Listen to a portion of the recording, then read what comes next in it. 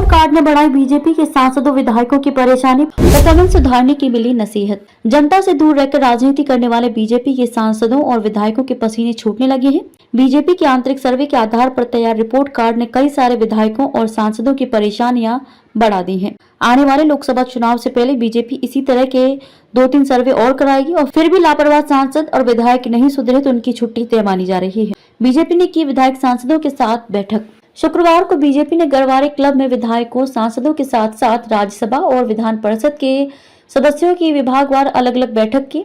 बैठक सुबह शुरू हुई और देर रात तक चलती रही। बैठक में बीजेपी के राष्ट्रीय सह संगठन मंत्री शिव प्रकाश, उप मुख्यमंत्री देवेंद्र फडणवीस और महाराष्ट्र चंद्रशेखर बावनकुले ने सभी सांसदों, विधायकों, राज्यसभा और विधान परिषद के सदस्यों को एक बंद लिफाफा दिया और उसे अपने सामने खोलने के लिए कहा। लिफाफे में उनके चुनाव क्षेत्र में उनकी लोकप्रियता, सोशल मीडिया पर उनकी सक्रियता, उनके विकास कार्य, प्रचार जैसे अन्य मुद्दों को लेकर सर्वे रिपोर्ट थी। इसमें जिसका नंबर 50 से कम था उन्हें सुधार करने के लिए कहा गया और जिसका नंबर 50 से ज्यादा था उन्हें और ज्यादा सक्रिय रहने के लिए कहा गया। जिनको 60 से ज्यादा नंबर आए थे उन्हें इसे बनाए रखने के लिए कहा गया। कुछ लोगों को शिव प्रकाश और फडणवीस ने खरी खरी भी सुनाई।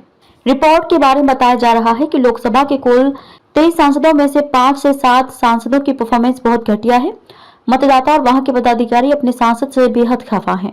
विधानसभा के 105 विधायकों में से 25 से 30 विधायकों से उनके वोटर नाराज हैं।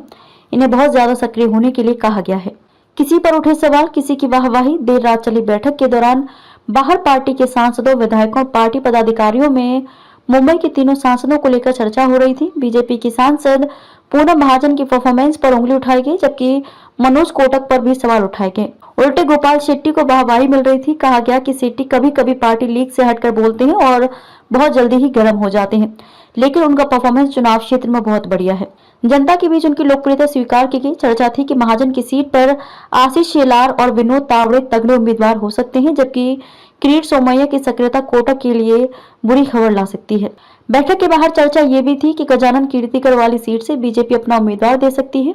इसके अलावा दक्षिण मुंबई की अरविंद सावंत वाली सीट पर बीजेपी प्लान बी लागू कर सकती है। रिपोर्ट जनप्रतिनिधियों को सौंपी। बीजेपी ने जो सर्वे कराया था उसकी रिपोर्ट जनप्रतिनिधियों को दी। लोकसभा चुनाव से पहले पार्टी ऐसी 2-3 सर्वे और कराएगी। पहली परफॉर्मेंस के बाद भी सुधार नहीं होता है तो पार्टी उन्हें घर बिठा सकती है।